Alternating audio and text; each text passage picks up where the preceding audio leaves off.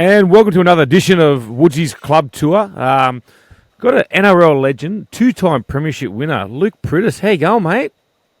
Good, Woodsy. Yourself? No, going really good, mate. What's Luke Priddis up to these days? I used to run a financial planning business. I've sold that and merged into another bigger organisation. So still doing the financial planning, which I sort of did when I was playing footy as well. Back in my era, some of us used to work for a living as well. A bit like you these days, mate. Still run the foundation, still the chair of the Luke Priddis Foundation. So that's been sort of running since 2006. And just family, mate. I said our sort of third child is got autism, and obviously that's well known for a number of years now. And we're actually sort of in a bit of a battle of the NDIS at the moment. So plenty going on at the home front in our place. And you know, when you were obviously playing, was that something you looked forward, like you were working hard on for when you did retire, so the transition was a lot easier with the financial business? Yeah, well, I sort of started studying and got into the business sort of after I sort of moved down from Brisbane to Penrith. So I sort of quickly realised in the financial planning game that things change pretty often, almost yearly. So if I wasn't sort of going to get into it and actually work in the system, then all the study would have been a waste of time. So basically, I sort of hooked up with a group out here, and Pete Mulholland, rest in peace, old Pete. He hooked me up with one of his mates out here in sort of the Penrith area, and I sort of joined them, and that's sort of how it works. So I sort of worked sort of 1 or 2 days a week as I was playing. Didn't hit the golf course like Gowie and those blokes. I sort of actually jumped into the business suit and sort of slowly built up a business. And yeah, as sort of obviously that transition was pretty easy for me once I retired. Now obviously with the Dragons, won the premiership in 2010. Obviously didn't get to play, so that's a bit of a dirty issue. But anyway, basically packed up. We had our Mad Monday, went to Wollongong on the Tuesday, packed up on the Wednesday, and was in the office on Thursday. So it was a pretty easy transition back then for me. But you know what, mate? That's a very smart transition, because a lot of people, you know, a lot of guys I've played with have finished the game and have been that unknown. So it's so good that you've looked after yourself, mate. And from all reports, you've done outstanding selling your company and moving on to bigger and better things. Talking about as a junior, you're a Canberra boy. You know, you come through the local grades. You played a couple of games for first grade at Canberra. Were you always a rugby league fan down there? Yeah, well, actually, I'm a bush boy, so my old man worked for Coles Supermarket, so we moved around a fair bit. So started a fair bit, sort of first game, I think I was 4 years old playing down at Wollongong. We moved up and I lived in Beverly Hills for quite a number of years. So Adam Peake, I don't know if you sort of remember Peaky, but basically played with him sort of for a year or two out at the Peacoast Hawks, and basically then sort of moved out to Wagga. From Wagga, moved to Canberra. Good to see that you've done your research there. So yeah, mate, basically, my little fella plays for Penshurst RSL, so okay. We're in the local competition. Yeah, I know the area very well. Yeah, so basically, as I said, no, basically moved out to Wagga, then from Wagga to Canberra, and that's sort of, I suppose, where serious footy started back in those days. Yeah. And so when did you know you could play first grade? Because a lot of guys obviously say when they're younger, there was a light bulb moment, a switch. What sort of got you over the line to say, yeah, I can be a first grade rugby league player? Oh, I don't know if there's really a switch there, Woodsy. Mate, I sort of obviously, I said, playing footy since age 4. I said, used to go and watch my old man play. He sort of played a bit of country first, and that back when that was pure country versus city back in those days. So it was always around it. Yeah, it's not like the city lads playing country like I did. But yeah, look, I made a couple of rep sides when I was younger, but then sort of towards the teenage, 15, not back 15s, it was Harold Matthews back in those days. Sort of made that side, but sat on the bench and then sort of didn't really do anything, and switched to hooker as a 17-year-old, and basically from then made Australian schoolboys and moved on. So played flag and all that sort of stuff. So that's probably around the age, I suppose, that I thought there was a career to be happening. I obviously always wanted to play footy, but no, study was a big thing in our household. So no, I sort of made sure that I was doing the study. I went to uni after I played footy, after sort of finished school, still playing footy, and then I continued that even when I sort of started playing first grade for the first sort of year while I was in Canberra.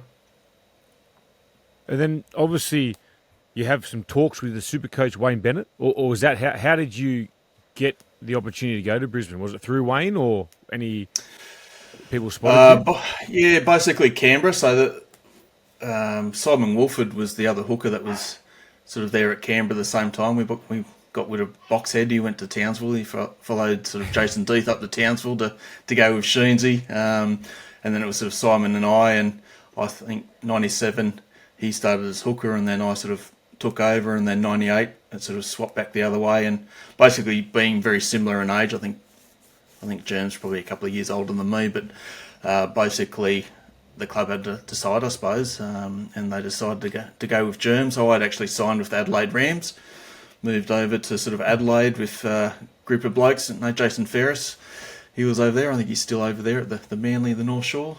So he was over there. A lot of boys that I'd sort of played junior reps and that with sort of in Sydney, New South Wales, and that we moved over there. And I think I was sort of finishing off uni at that stage, so I came over late and was probably only over there for 4 weeks, and we got bum steered with the merger of the Super League and that come back in, and I'd already signed with I suppose with News Limited back in those days, so I wasn't actually I had a News Limited contract, so I wasn't going back to Canberra. I sort of made that clear, and reached out to Wayne, and there was no promises, but they were a News Limited club, and decided to go up there and roll the dice. Now, just before we obviously go on to the Broncos, how was the talks through the Super League? Because you said obviously you signed with the Adelaide Rams. Did you have any formal offers from any of the ARL clubs? And how was the negotiation part of things? I was always Canberra, so I mean, back in when it all started, I probably always say I was probably a year too young, so I missed out on sort of those big money contracts. Not to say that I didn't sort of do well. Let's face it, back in those days there was good incentives built into a young bloke's contract. But yeah, probably a year young. But I mean, I remember the ARL sort of after I made SG Ball and that wanted me to go up to Sydney and play for Manly. I think it was for $15,000, and I wasn't a stupid kid. I knew that $15,000 in Sydney wasn't going to last real long. So starting, as I said, being at uni and that, I just basically politely declined and said, mate, I'm staying in Canberra basically for uni more than anything. And Canberra came to the party and went on from there. That's quite exciting. So then obviously the chapter comes, with the Broncos. We all look at the Broncos and the side they had, and so many people talk about the training sessions. It was like Origin training. You look at, Sivan Asiva, obviously Webke up against Carlaw, just the bench were representative players. How was the culture up there when you first joined the club? Yeah, sensational. Speaking to a young bloke just before I sort of come home for this, and asked me the same question: what was the sort of the most professional club? Brisbane by a mile in terms of sort of back in my era. Again, one club town. They've always been successful, and it was really just sort of me fitting into the mould. There was an ethos back there: train hard, play hard, drink hard. Again, it's probably not the right thing to say these days, but it was true. Back in those days, you earned to have sort of a drink on the weekend or after a game. So there was no sort of, if you didn't train and we had sort of a team bonding session or something, if you didn't do the hard work, you sort of weren't really fitting into the ethos of the club there. And they had blokes like Kevy Walters.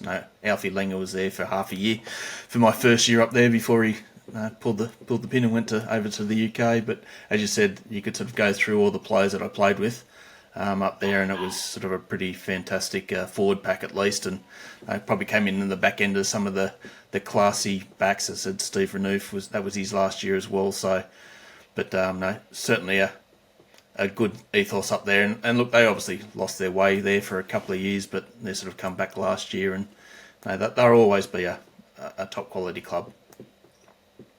Oh, mate, they're an absolute powerhouse, and when you see them go, not in the top 8, that's an unsuccessful year for them. It just shows you how powerful they are.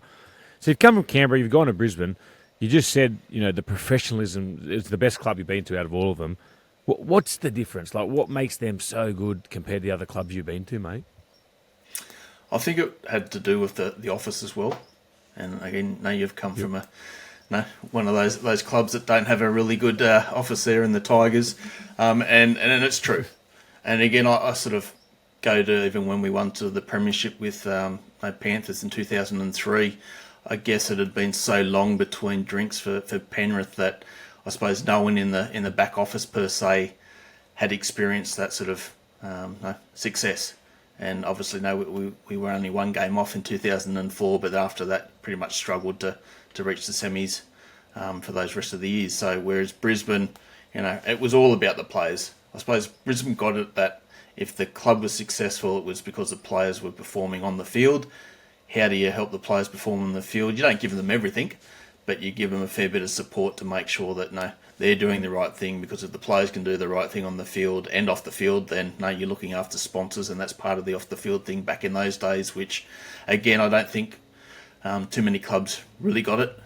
But the Broncos, they had it pretty early. There was a roster of players.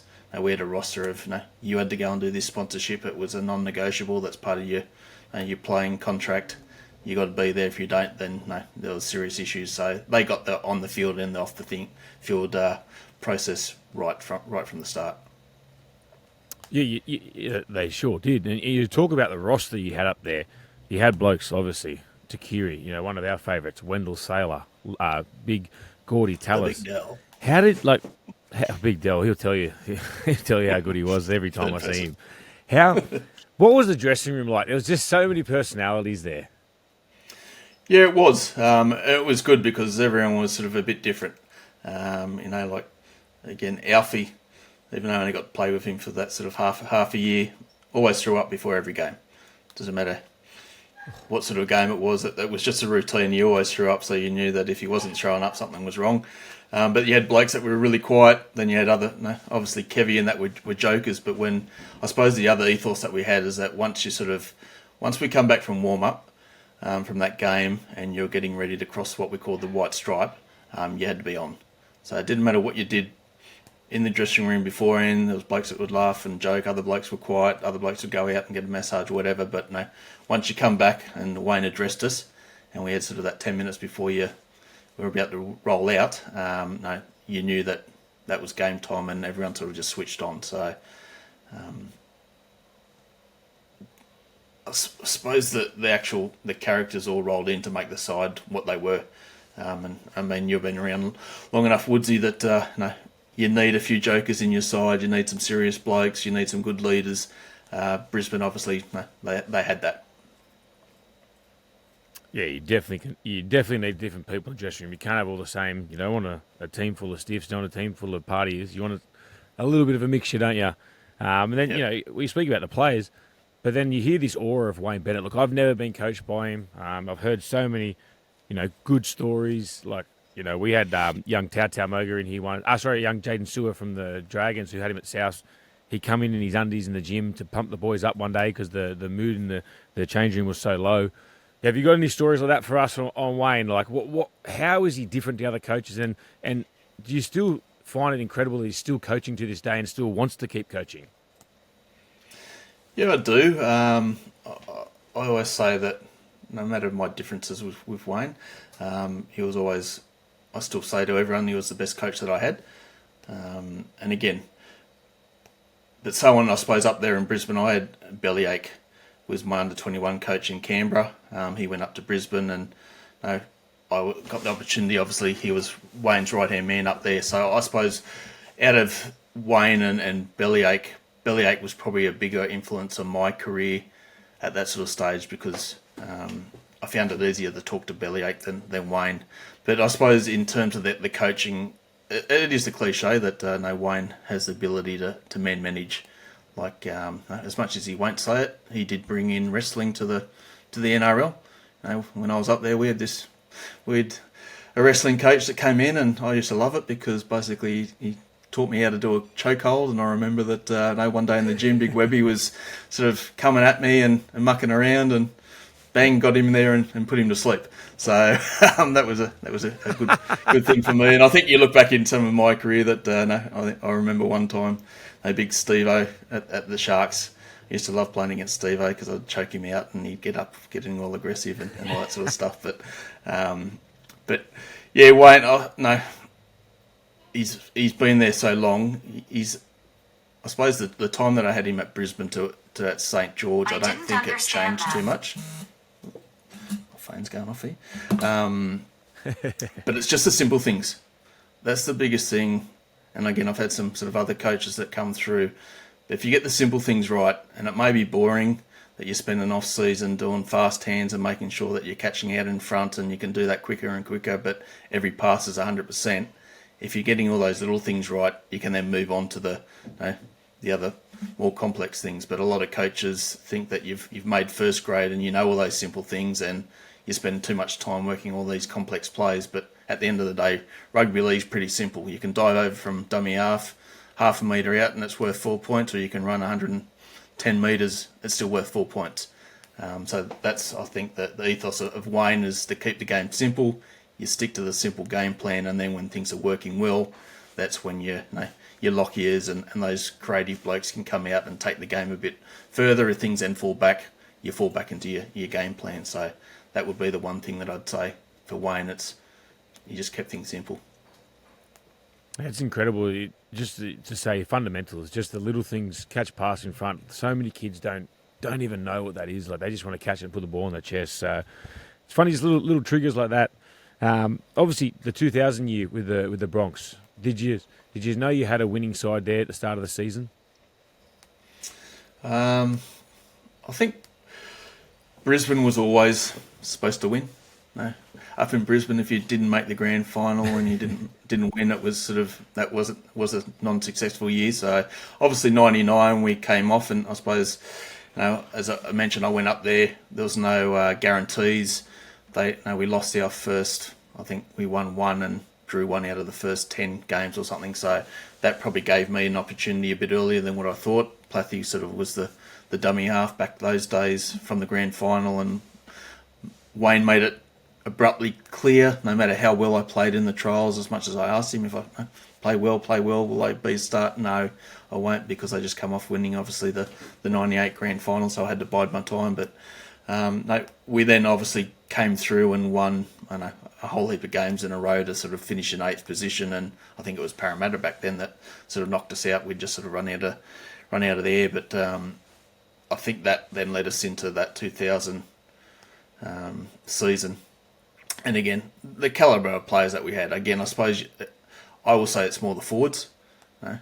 Our backs probably weren't as flashy as what the Broncos have had in the past, but the forwards, they won the majority of the games, and to play in sort of a pack like that, and even in the grand final, it was the forwards that won it. Yep, backs do their job, but I think you sort of, if you look back, and you might not be old enough, Woodsy, but if you look back, our game was just based on a forward pack going forward. There was no sort of fancy stuff in our sort of game too much back then. The forwards dominated. If we dominated, we knew that we had enough class to score a couple of tries and win. And so you said, obviously, that 99 year, obviously you didn't, I think, was it Parramatta you said that knocked you out. Did that give you a burning desire going into that pre-season for that 2000 year? Oh, I don't know if it's a burning desire. Sort of, to me, one year's different to the next. I suppose it showed that the Broncos back then probably had never been through a tough trot like that. And again, I think it's reminiscent of some of the sides at the moment. Souths are obviously in the headlines. How do they get out of it? It's hard work. Well, it is. That's the only way you get out of it. But sometimes hard work takes a while. It doesn't just click because you decide, okay, well, I'm going to put an extra 10 or 20% effort at training. It doesn't work that way. So for the Broncos, as I said, to win one and have one draw out of 10 games and be way down the bottom of the ladder, that sort of was something that was unheard of. So to then come back and it clicked, and to start winning games and going on that roll and getting to, I think we got to 8th position, and then obviously that was a red hot Parramatta side back in that year. We obviously got knocked out in the first round of the semis, but to know that you can come back and overcome that sort of hurdle, I think it put the Broncos in good stead. Maybe our side to know, okay, well, yeah, we can get through anything that's tough. And then that sort of 2,000 a year, you start off, everyone starts on 0 points. Doesn't matter if you're a premiership or whatever, you start on 0 points, and it gives you that drive to, I suppose, say, well, no, we've got to work a bit harder. Yeah, definitely. And, I remember watching you in that 2000 year. It was unbelievable. It was even that grand final. I think the fullback saved about 6 or 7 tries. He was unbelievable. He kept the Roosters in the game, but it just felt like that was one of the most dominant grand finals I've seen by a side. Like, I look at them, Taquiri, Sailor, just bringing the ball back. Yeah, I think you have young Berrigan in the side as well. He was on the bench, I think, from memory. Yeah. Trying to work out. No, actually, I don't know. No, I don't think he was. I think we had 4 forwards on the bench, to be honest. But even you speak of those players, like you just look left and right of you, mate. You had Sivan Nasiva, you had Tunza at the back, just those likes, mate. Someone like Shane Webke, we don't hear too much of him now, but I remember, like, just as a front row looking up the blokes like that, he was as tough as nails. Yeah, he was. And I think I was blessed in my career with Canberra as well as Brisbane, and somewhat obviously Panthers, but in Canberra I got to play with packed down as a 19, 20-year-old. I had Johnny Lomax on one side and Quinton Pongia on the other side. 2 Kiwi internationals. I had Dave Ferner that obviously knew how to throw them, sticking his head up my butt from the second row. Bradley Clyde. Clyde, he wouldn't punch his way out of a wet paper bag, but he was a top bloke there. And Brett Hetherington, an old country boy from Young, who could throw them as well. So, I was blessed in that side, and then they sort of come to Brisbane, and as you said, Shane Wegpe on one side. Petro sort of wasn't there for that grand final. It was Harvey Howard, the old Pommy. Yep. Harvey Howard. People forget that he sort of won that grand final with us, but then and Rhino in the back row, Brad Thorne, as you said, Tunza, Gordy Tallis, great forward blokes to sort of be able to pack in. And as I said, you could be a bit of a cheeky hooker back in those days and do stuff, and knew that I was going to be protected no matter what happened. So there wasn't too many blokes that sort of came after you in a scrum when you had those blokes packing beside you. Oh, mate, I don't doubt that. I reckon any front rower or any hooker or back rower would have looked up and just said, geez, where do I start with this pack? Unbelievable. So talk to us about the end of 2001 to 2002. You got the opportunity. How did that come about to come down to Penrith? Well, Wayne basically told me I wasn't wanted. So straight to the point. Yeah, straight to the point. As I said, mate, I'm pretty black and white.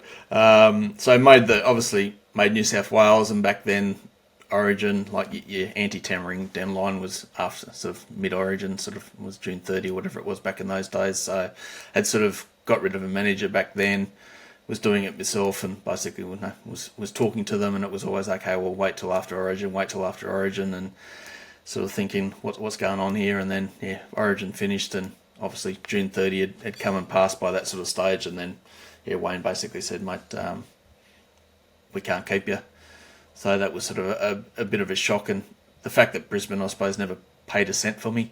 As I said, I was on a news contract, news limited contract, so the actual Broncos club didn't actually pay for me. But I suppose a bit to Wayne's credit, he sort of reached out some feelers. I was sort of looking at South back then, and he said, no, you don't want to go there. And then I end up sort of having a bit of a conversation with Royce Simmons, who was going to be the coach, and decided, So Royce said that obviously I didn't want to go down there because Gowie was playing hooker at that sort of stage, but he sort of made it clear that Gowie was going to be the halfback. So thought that was a good opportunity. Gowie's obviously a superstar from a young age. I remember playing him in an under-21 trial, and he would have been 17 or 18 and carved us apart. So I thought, this is a good opportunity to play with a great halfback, which he turned out to be. So came down there, and still here. So even though I sort of went and played with St George, Penrith is still home. I'm still sort of out here in the Rith. It's a great community, and love my time out here. That's good to see you're still there, mate. You're still a legend. Obviously Clive Churchill medalist from out there. But mate, just before we go into the Penrith, you spoke about going from Origin and then getting told that you're not that you want to, but we just can't keep you. You go from one high to a massive low. Not wanted, sorry. You go from a huge high to a low. Like, how did you get yourself through that? Yeah, it was pretty daunting, to be honest, as I said, because I know, been around footy long enough by that sort of stage to know the negotiations, and thought that we'll back and forth, blah, blah, blah. But yeah, to obviously come off winning 2000 and grand final, obviously representing New South Wales in 2001, which obviously we lost, and Alfie come back that year and beat us in the last game, little prick. But yeah, it was pretty hard because obviously I just basically brought out our first place there in Brisbane. We sort of built a place and sort of started calling Brizzy home. Kids had just sort of started school, or our eldest anyway. So to then have to sort of upheave and move all the way back to Sydney, because obviously there was no other sort of Queensland club back then. I wasn't going to Townsville. So that was sort of pretty daunting. And yeah, probably felt a bit flat, but one door opened, one door closes, one door opens, and that's sort of basically what we had to do. That's what professional rugby league is about. So cried a little bit, but landed on the feet down here in Penrith. Probably not the first year, but got a fair few phone calls in that first year when we got the wooden spoon. But that second year in 2003, Big Dill didn't answer his phone when I rang him back. I love that so much. So talk to us. You get there your first year. Obviously, you just said that you got the wooden spoon. How do you turn that around to the next year, 2003, and then what we saw was absolutely unbelievable to win that premiership? Yeah, I think it was the players, a couple of senior players. We had Sats back there, myself, and again, I suppose culture was a bit different. Obviously, come in here, and I remember playing. I think we played Parramatta the first game, and everyone was G'd up to play Parramatta. Obviously, the Battle of the West, as they call it these days. But the reason they were G'd up was because Parramatta was so good, and Penrith weren't so good, and we thought we had a chance to win because we were playing them first up before they got sort of any combinations going. So I suppose that looking back on it, when you're going into a game thinking, we've got a chance only because we're playing these guys first up, if we're playing them sort of mid-season, we're going to get rolled. That was probably the culture of the club that sort of needed to be changed, and that's obviously what happened throughout the sort of year. But yeah, I think there was a couple of key players, such as myself, Gowie, Sats. We sort of basically pushed some of these young kids to start doing extras. Again, I suppose there's a bit of a mentality. Lengy, great coach, but a bit of an old school mentality of, as you said, if you're playing first grade, you know all those basic bits and pieces where you had sort of a bloke like Lukey Lewis come up, didn't know the difference between overs and unders. So when you're sort of having those conversations and thinking, wow, this kid's sort of playing first grade as a 17, 18-year-old and he's never heard overs and unders. So a few of us sort of got together and we got down the training before training started, and we'd sort of run some exercises and some drills so that everyone sort of started to buy in, and that's sort of where it got to. So Lengy still coached the side how it needed to be coached, but the senior players of the group basically got us to where we sort of Lengy's game plans and that would be able to action because they actually understood what we needed to do.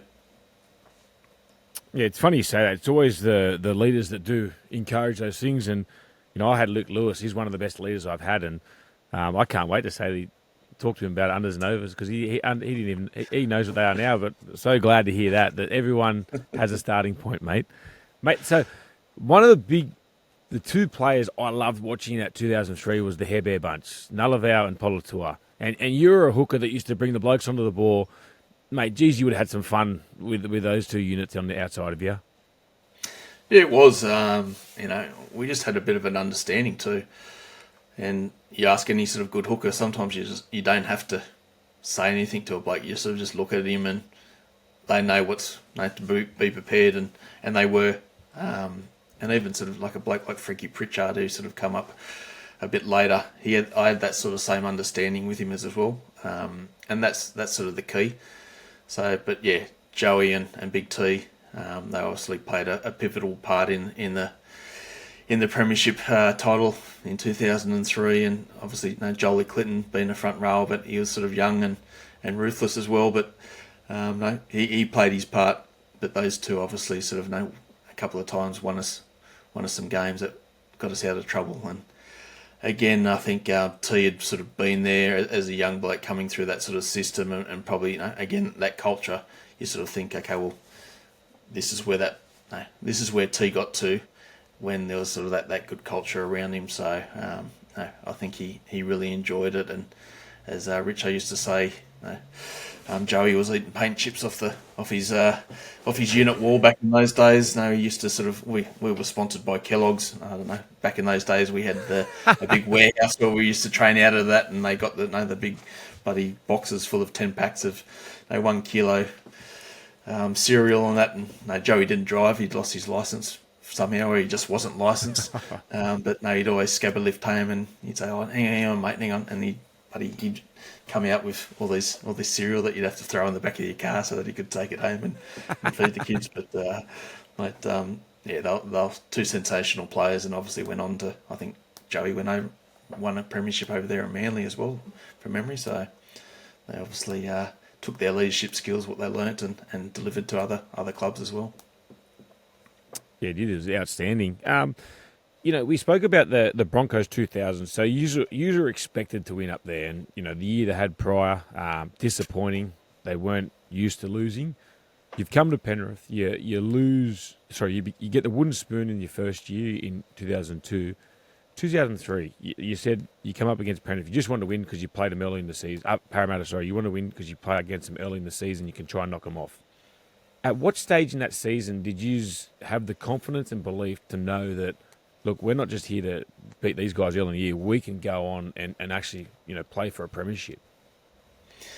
Yeah, I think a young bloke called Preston Campbell came in that year, and with Gowie in the halves, and provided that bit of spark. So I don't think we were noted as defensive side.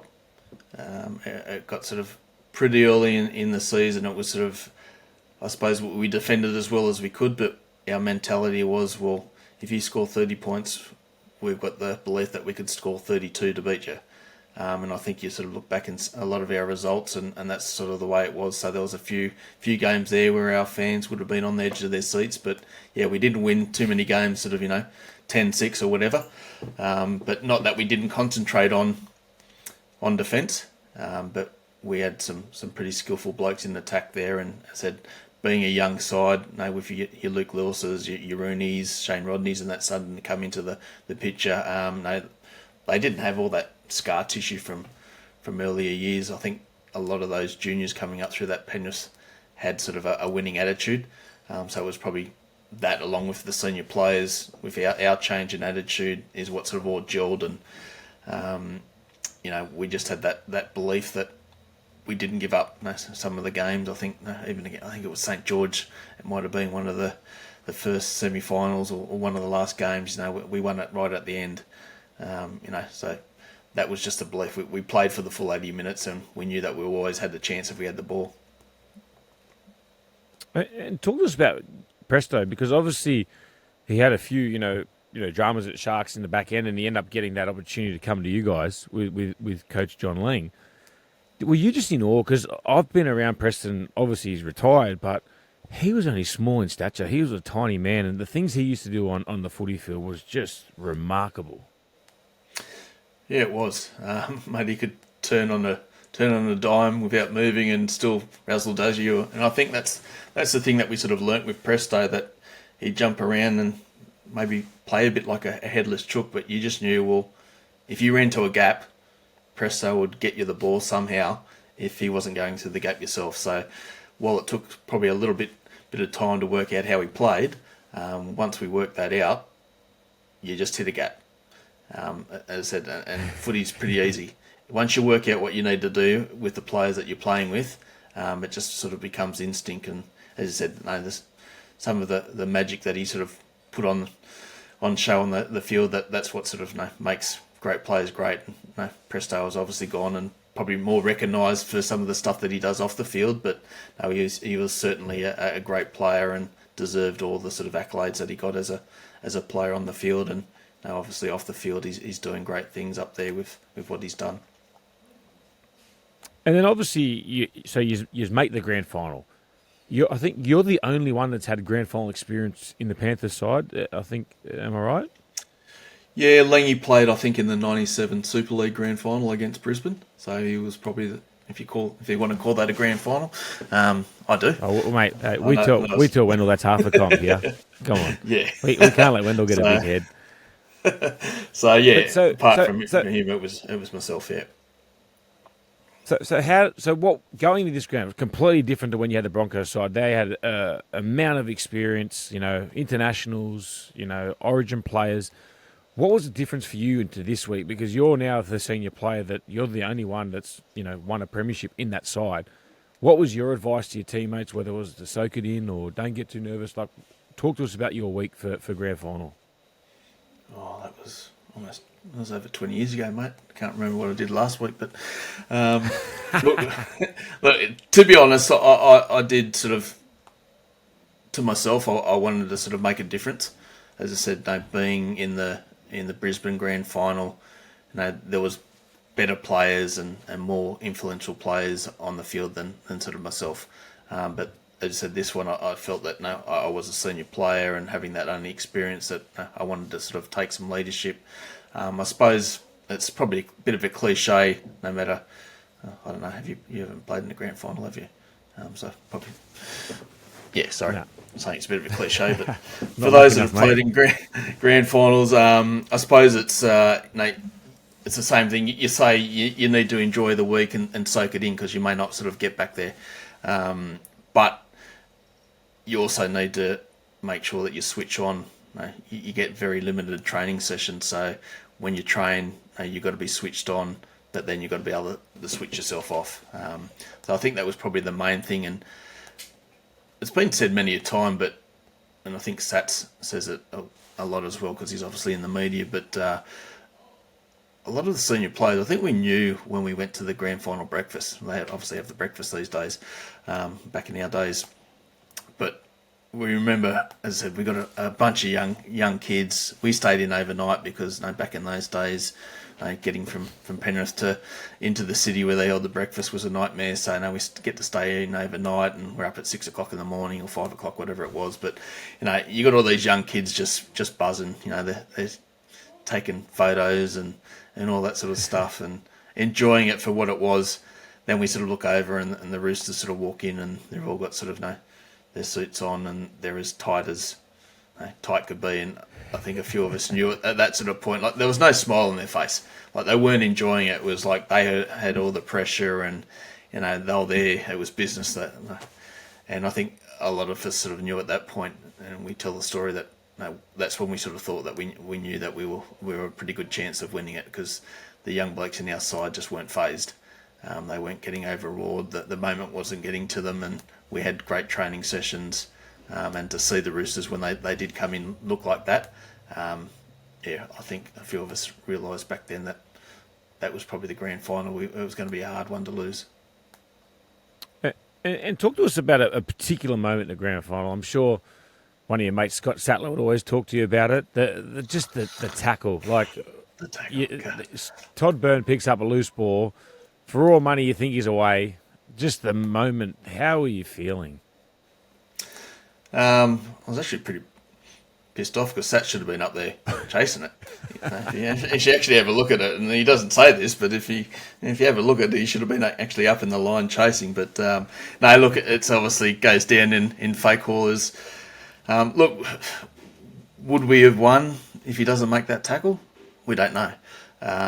But obviously, great players make great actions during high pressure games, and Sats has sort of made that, and it allows us, obviously, the rest of us to go on and finish that game off and to win. So you could say if, but, whatever, but he made the tackle. That's sort of as simple as it is, and it's one of those big things on a big stage that he'll keep rapping himself for the next 20 years until he can't remember it.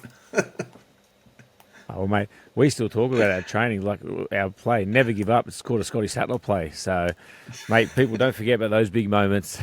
And then for yourself, like, you had an absolute blinder for the grand final. I think you set up Luke Rooney, made a couple of line breaks. And to win the the Clive Churchill Medal, which is best on ground in an NRL Grand Final. Was that a personal highlight for your career? Yeah, I think so. I mean, I obviously got to represent New South Wales for a couple of games, and I did sort of play, I'll say 2 Test match, one Super League, one normal one. So no, to me the pinnacle is always representing your country. Unfortunately, I had a bloke called Denny Badiris that was linked with obviously Johnsy there that stayed there, kept me out for most of my career. But no, obviously representing your country, I think that's the pinnacle. But from I suppose a one game thing, to become obviously the first hooker to win the Clive Churchill, that was something that can never be taken away out of the history books. Obviously, a few hookers have gone on to win it since, but to be the first one, that was great. And obviously to be the first one in Penrith, as much as Royce probably should have won it back at 91. He didn't. So, no, Royce, you did not win that one. No, we edge each other on about that. But, obviously all the stars aligned, but, you've still got to have 17 other blokes on the field with you to make things happen. And, it was just sort of one of those games where I backed myself a few times and it sort of come off. Yeah, mate, you're absolutely outstanding. As I said, Clive Churchill for a reason, best player on ground. As an old boy of the Panthers, are you absolutely in awe of what they've achieved in the last, not just 3 but 4 years? They made, they lose the grand final 4 years ago, but then win 3 straight, and are still the number one side to beat. Oh yeah, I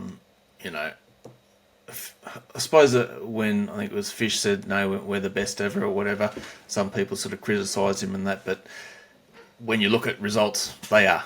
Like, you can't go back and compare eras. Again, would that side beat Penrith in 91? Would 91 beat us in 2003? You can't do that. But when you sort of think of the modern game, and as I said, 4 grand finals in a row, and they've won back to back to back, it is undisputed that they'll go down as sort of the best side in Penrith history, if not, close to, I suppose, at least in the NRL era. Obviously, you've got your sides like South and that won multiple premierships back in the day, and that's why you say you can't compare eras. But from the modern NRL era, they're going to be a hard side to sort of someone to come along in history and win sort of 3 in a row, and as you said, potentially still in the hunt this year for 4 in a row. So especially with the salary cap, maybe the way that the salary cap's managed with those young blokes, that they've sort of gotten a couple of extra years out of them than what I suppose a more experienced side would have had.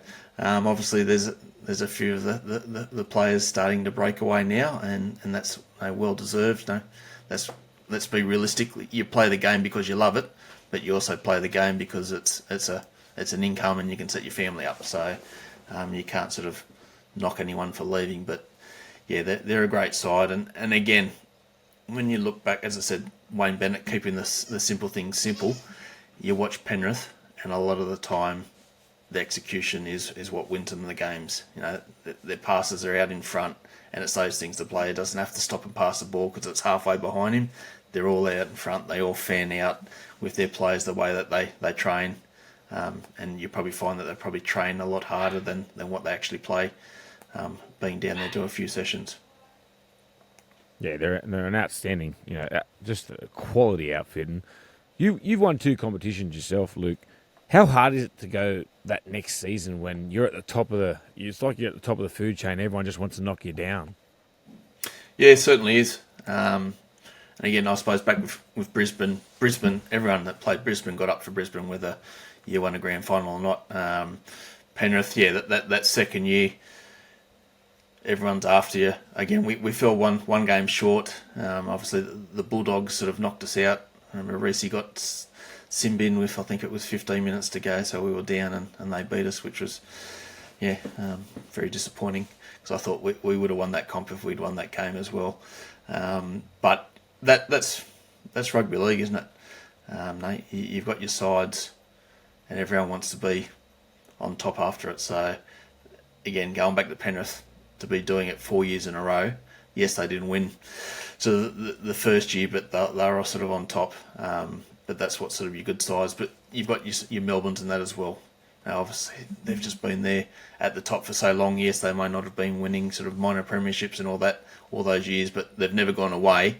And no, that was one game I always looked forward to as well. No, when you play your Brisbanes, your Melbournes, doesn't matter whether they won the year before or not, everyone aims up for those sides. So you've got your sort of top four, I suppose, that those sides that are always sitting up the top that you're always got yourself up for. But yeah, it's just amazing that Penrith have been able to stay up there for so long, and as I said, still being there with a chance of a good chance this year. No touch wood with injuries, of potentially getting to another grand final.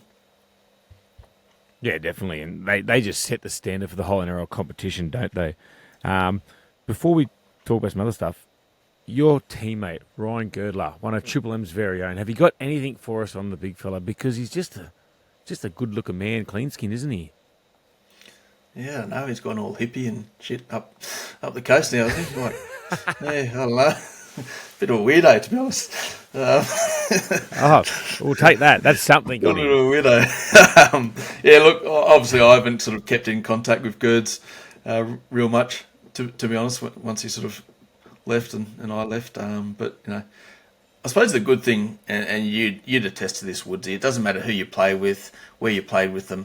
If you get back and you come together for a couple of beers or whatever, it's just like sort of yesterday. Maybe Gerds might actually come down from the bush this year and come to our reunion, because he's sort of been stiffing us for the last couple of years. So it would be good to see what the hippie Gerds looks like and what he drinks, to be honest. Maybe yak milk or something. He's like looking better than ever. He's doing all this breathing stuff and cold He's plunges. always looked good, mate. Yeah. He was a big favourite in our household. Don't worry about that. So end of 2008, how do you find out that were you not wanted again at Penrith, or was it just time to move on with salary cap reasons, and then you reunite with Wayne again at the Dragons? Yeah, no, probably didn't have the 2007, 2008 new coach that sort of came in. Probably wasn't a good fit, to be honest, so I'm not going to sort of go too much into that.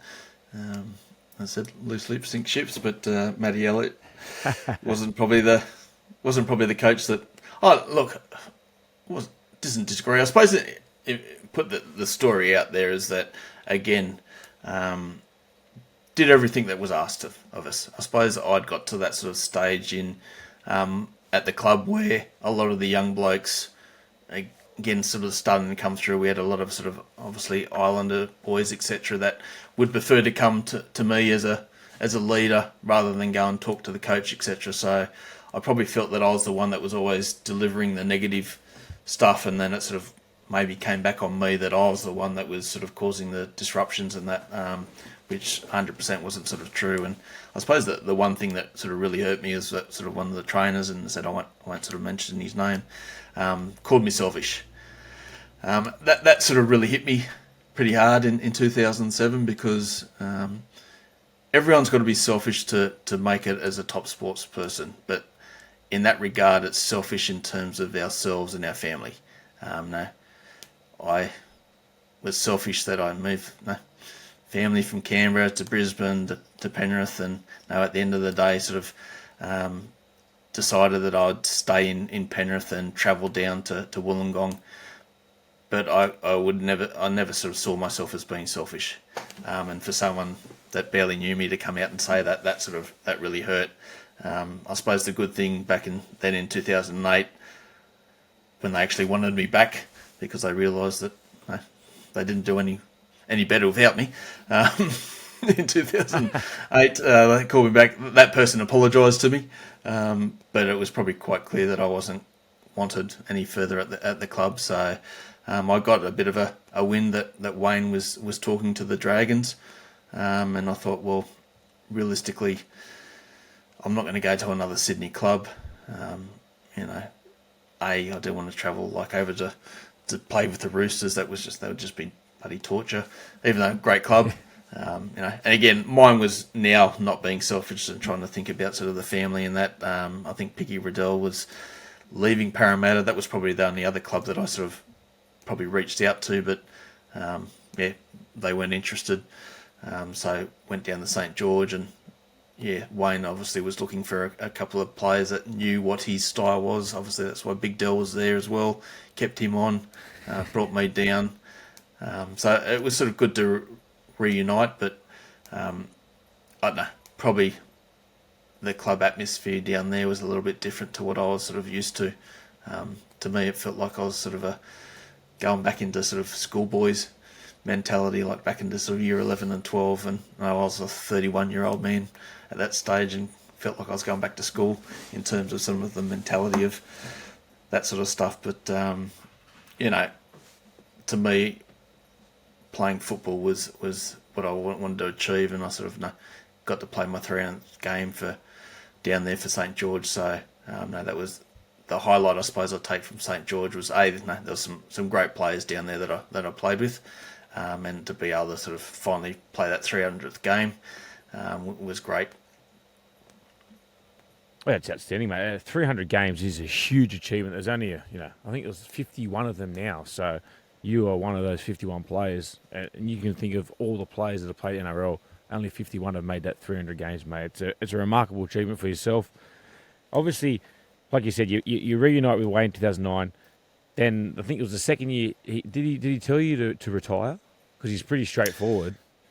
Yeah, so he told me in 2009 to retire. So, look, that was probably the first time I'd played for a club that I hadn't lived local. Okay, so again, Canberra, played with Canberra, Brisbane, Penrith, played with Penrith, even though we had some players at Penrith that used to travel. To me, it was always being there, but I suppose at that point, as going back to the selfishness thing, I decided that I wasn't going to move my kids out of school for what was going to be sort of a time for 2 years.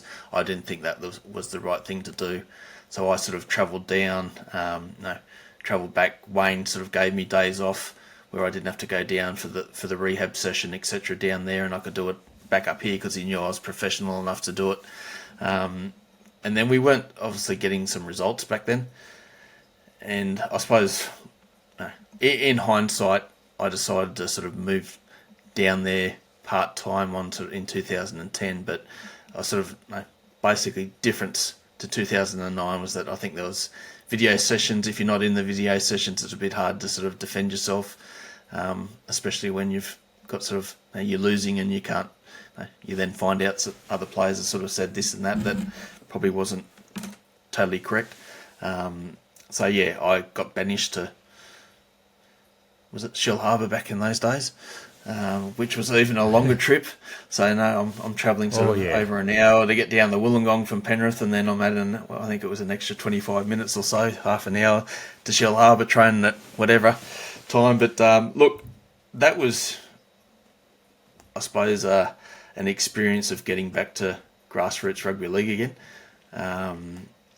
Again, there was myself and Matty Head, so he joined me at Shell Harbour for a few games, and to play with blokes that weren't getting paid. There was probably blokes there that were after the opportunity to maybe put their hand up for sort of St George. There was blokes playing A grade that were getting paid more than sort of the players that were playing in like the Shell Harbour side I was playing with. So to go back there, it probably gave you that passion again.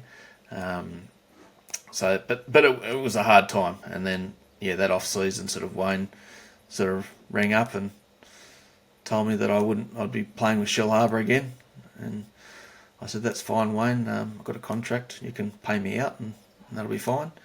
And he went, oh no. I went, well, I'll see you at pre-season then. I'll be happy to go to Shell Harbour and earn my money.